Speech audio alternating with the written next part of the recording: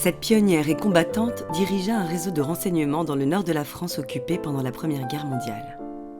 Courage, dévouement, patriotisme, héroïsme, 4 mots qui définissent très bien Louise de Bettigny. Nous allons vous raconter dans cette courte vidéo son histoire qui débute le 15 juillet 1880 dans une jolie chambre à Saint-Amand-les-Eaux. Madame Julienne de Bettigny, née Mabille de Pongeville, donne naissance à Louise. Son père, Henri-Maximilien de Bettigny, dirige alors une faïencerie. Louise vit une enfance heureuse dans un milieu aisé et très croyant. Elle étudie chez les sœurs de la Sainte Union des Sacrés-Cœurs à Valenciennes.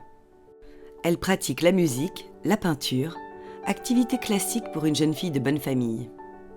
Tout de suite, elle se distingue par une forte personnalité. En 1898, elle poursuit ses études en Angleterre où elle apprend les langues, pratique des sports, hockey, bicyclette, symbole d'émancipation à l'époque. Elle voulait être journaliste. De nature vive et enjouée, elle sera préceptrice. De 1906 à 1912, elle travaille auprès de familles françaises et de grandes familles d'Europe, les Visconti, le comte Mickeski, les Schwarzenberg, la princesse Elvira de Bavière. Tout cela fera d'elle une jeune femme autonome et émancipée. Elle vit à Lille chez sa mère quand la guerre éclate en 1914. Je souhaite me rendre utile. Je suis volontaire pour être infirmière et traductrice. En octobre 1914, sous le feu de l'ennemi, Louise s'illustre lors du siège de Lille en distribuant avec sa sœur Germaine de la nourriture aux soldats français. Germaine sera décorée de la Croix de guerre en 1920 pour son courage. Louise, par son audace et son patriotisme, se fait remarquer par les services secrets britanniques. Elle transportait pour les familles de soldats des courriers qu'elle recopie à l'encre invisible sur ses vêtements entre l'Angleterre, la Belgique, la Hollande et la France. Très vite, elle choisit le combat par le renseignement sous le nom d'Alice Dubois. Entre février et octobre 1915, elle met sur pied un réseau qui renseigne les Alliés sur les positions des troupes allemandes. Mon réseau, le réseau Rumble, est composé d'observateurs qui repèrent les mouvements de troupes et de convois ennemis, de personnes assurant la collecte et la mise en forme des renseignements, de personnes chargées des transports des messages de Lille jusqu'en Angleterre via la Belgique et les Pays-Bas. Elle est secondée par Marie-Léonie Van Hout, roubaisienne occupant le poste d'infirmière pendant la guerre. Grâce à leurs actions, des canons allemands ont ainsi pu être détruits de fin février à septembre 1915.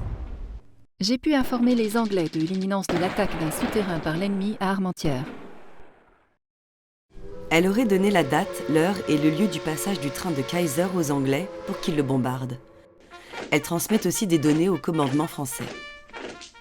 Au cours de l'été 1915, la traque allemande se resserre sur le réseau de Louise de Bettigny. Le 20 octobre 1915, Louise de Bettigny est interpellée à Froyenne, en Belgique, devant le Canon d'Or. Le 26, elle est emprisonnée à la prison Saint-Gilles de Bruxelles. Elle y retrouve Marie-Léonie Van Hout, son adjointe, arrêtée 1 mois auparavant. Le 2 février 1916, Gabrielle Petit, résistante belge, est emprisonnée à Saint-Gilles. Louise de Bettigny et Marie-Léonie Van Hout sont jugées devant la Cour de justice le 16 mars 1916. Louise de Bettigny se défend courageusement. Vous ne me faites pas peur. Mes aveux ont été extorqués par ruse illégalement. Je vous remercie de me permettre de mourir pour ma patrie. Louise de Bettigny demande la grâce de Marie-Léonie Van Hout, qui elle demande celle de Louise de Bettigny. Louise de Bettigny est finalement condamnée aux travaux forcés à perpétuité.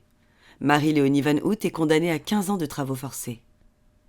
À Syburg, Allemagne, elle est détenue avec Marie-Léonie Van Hout, Marie de Croil, Jeanne de Belleville, Louise Tulliez, Anne-Marie Gérard, toutes résistantes condamnées. Elle refuse de fabriquer des munitions et incite ses codétenus à faire de même. Malgré les sanctions qui en résultent et une santé qui se dégrade au cours de ces mois de détention, elle refuse jusqu'au bout d'être accusée de crime alors qu'elle servait son pays.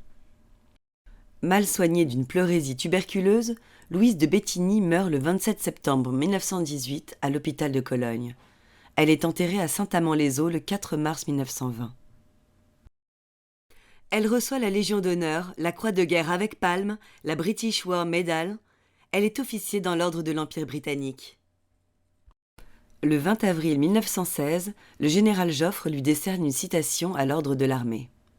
Mademoiselle Louise de Bettigny s'est volontairement dévouée pendant plusieurs mois, animée uniquement par le sentiment patriotique le plus élevé pour rendre à son pays un service des plus importants pour la défense nationale. A affronté, avec un courage inflexible, toutes les difficultés périlleuses de sa tâche patriotique. A surmonté pendant longtemps ces difficultés, grâce à ses capacités et à son dévouement, risquant sa vie en plusieurs occasions, assumant les plus graves responsabilités, déployant en un mot un héroïsme qui a été rarement surpassé. Selon un hommage allemand, Louise de Bettigny valait un corps d'armée à elle toute seule. Comme toutes les légendes, quand elle s'accorde à l'air du temps, Louise de Bettigny n'échappe pas aux récupérations de son image. En 1920, dans une France exsangue et endeuillée, c'est son sacrifice patriotique qui est valorisé lors des cérémonies funéraires de Lille et de Saint-Amand-les-Eaux. Son appartenance à un réseau de renseignement militaire est presque occultée. Le 13 novembre 1927, un monument représentant Louise de Bettigny est inauguré à Lille. Elle y apparaît comme une allégorie, symbole des femmes héroïques des pays envahis. Louise était une combattante, animée par son patriotisme et sa bravoure, à l'égal d'une Jeanne d'Arc moderne. Dès 1924, de nombreux ouvrages lui sont consacrés et célèbrent une Louise de Bettigny, femme actrice de l'histoire. Un film existe aussi, Sœurs d'armes de Léon Poirier, sorti en 1937. C'est l'adaptation du livre d'Antoine Redier, La guerre des femmes. C'est l'époque de la montée des fascismes en Europe. Dans l'éventualité d'une guerre, la France a besoin de tous ses enfants, hommes et femmes, pour se défendre. Louise de Bettigny a montré la voie et a inspiré des résistantes de la Seconde Guerre mondiale, notamment Marie-Josée Chambard-Delove et Jeanne Boëck. Après 1945, la figure de Louise de Bettigny disparaît pour longtemps, éclipsée par les préoccupations idéologiques de la guerre froide, 1947-1989. Depuis, son personnage emblématique est de retour, légitimé par le renouveau des études historiques sur la Grande Guerre et le rôle des femmes pendant les conflits mondiaux. La modernité de Louise de Bettigny apparaît dans le destin d'une femme élégante et cultivée qui s'affranchit dans un contexte conservateur. Nourrie par des valeurs humaines, elle a mis son capital culturel, son éducation et son charisme au service d'un combat qui la transcende.